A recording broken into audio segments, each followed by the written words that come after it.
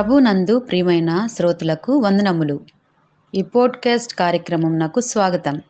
మీ అందరి కొరకు ఈ కార్యక్రమమును ప్రసారం చేయుచున్నాం. విని దైవాశీస్సులు పొందుకోగలరు. ప్రభు అయిన యేసుక్రీస్తు నామంలో అందరికీ శుభములు వందనములు తెలియపరుస్తూ ఉన్నాం.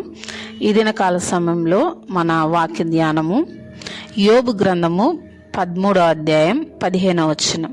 ఇదిగో ఆయన నన్ను చంపినను నేను ఆయన కొరకు కనిపెట్టుచున్నాను, ఆయన సన్నిధిని నా ప్రవర్తన న్యాయమని రుజువుపరుతును.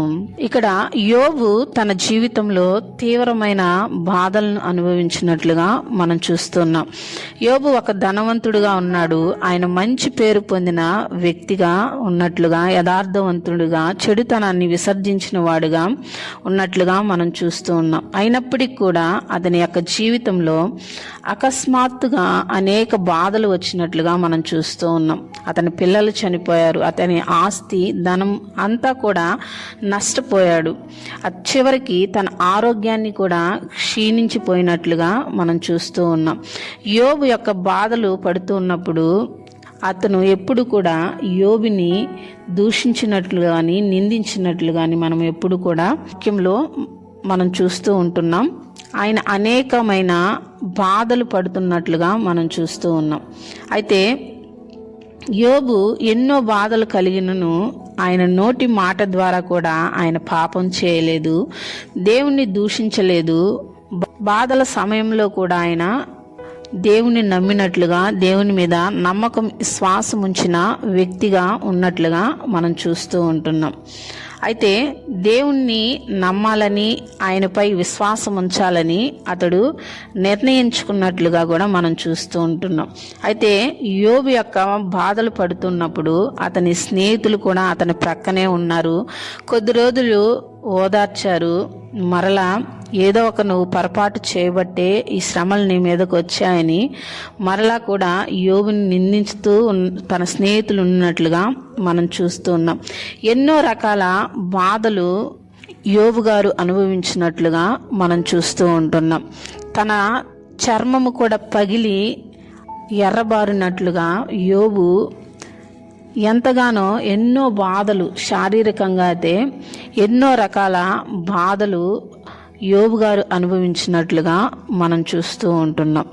అయితే యోబు బాధల సమయంలో దేవుడు తనను తాను వెల్లడిపరుచుకున్నట్లుగా కూడా మనం చూస్తున్నాం. దేవుడు తన జ్ఞానాన్ని, తన శక్తిని యోబుకు చూపించినట్లుగా మనం చూస్తూ ఉంటున్నాం.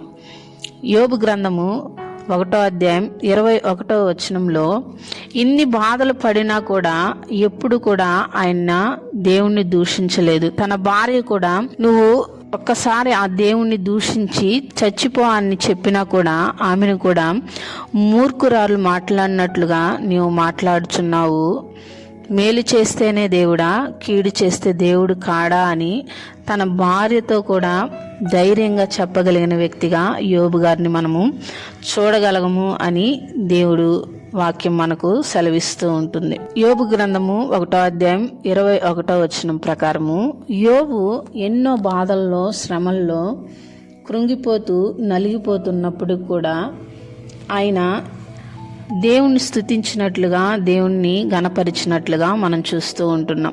నేను నా తల్లి గర్భంలో నుండి దిగంబరినై వచ్చి తిని దిగంబరినై అక్కడికి తిరిగి వెళ్ళెదను.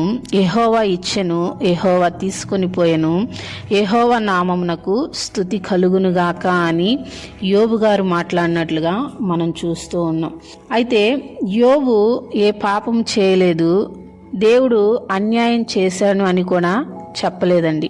మనకు కూడా ఎన్నో బాధలు, కష్టాలు అనుభవిస్తూ ఉన్నప్పుడు అనేక మంది దేవుడు నాకు ఏం మేలు చేశాడు అని దేవుణ్ణి దూషిస్తూ వెనుదిరిగి మరలా విగ్రహారాధన చేస్తున్న అనేక మందిని మనం చూస్తూ ఉన్నాం. యోబతే తన ఒక్క రోజులోనే తన పిల్లలను, తన ఆస్తిని, తన ఆరోగ్యాన్ని పూర్తిగా పోగొట్టుకున్నప్పటికీ కూడా దేవుణ్ణి స్తుతించి ఘనపరిచినట్లుగా మనం చూస్తూ ఉంటున్నాం. అయితే దేవుని నుండి వచ్చే ప్రతి ఒక్క బాధలను మనము ప్రశాంతంగా అంగీకరించాలి అని యోబు ద్వారా మనము నేర్చుకోగలం. బాధలు ఎల్లప్పుడూ కూడా మన పాపానికి శిక్ష కాదు అని మనం చూస్తూ ఉంటున్నాం. ప్రార్థన ద్వారా మన దుఃఖాన్ని దేవునికి తెలియజేయచ్చు అని యోబు ద్వారా మనం తెలుసుకోగలం. భార్య స్నేహితులు బాధల్లో ఓదార్చడంలో విఫలము చేయవచ్చు అని మనము యోబు బాధలను ద్వారా మనము తెలుసుకోవచ్చు. దేవుడు తన గురించి మనకు బోధించడానికి కూడా బాధలను మన జీవితంలోకి ఆయన ప్రవేశపెడతాడు అని యోబు పడిన బాధలను బట్టి మనము తెలుసుకోగలం. అయితే యోబు ఎలాగూ బాధల్లో కూడా, కష్టాల్లో కూడా, ఇబ్బందుల్లో కూడా దేవుణ్ణి స్తుతించాడో, ఘనపరిచాడో, దేవుణ్ణి ఒక్క మాట కూడా ఆయన దూషించినట్లుగా మనం చూడలేదు. అలాగే మన జీవితంలో కూడా ఎన్నో బాధలు, ఎన్నో కష్టాలు వచ్చినప్పుడు మనము దేవుణ్ణి దూషించే వారముగా ఉండకుండా దేవుణ్ణి ఎల్లప్పుడూ కూడా స్తుతించి ఆరాధించి ఆ బాధలన్నిటిలో కూడా నుండి మనమందరము కూడా తప్పించబడుదుముగాక. ఆమెన్.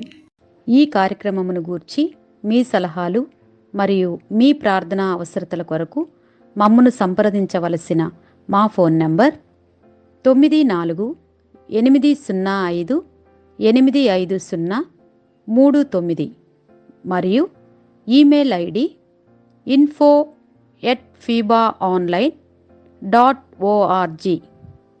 మా ఫోన్ నంబర్ మరొకసారి 9480585039. Email ID info@fibaonline.org.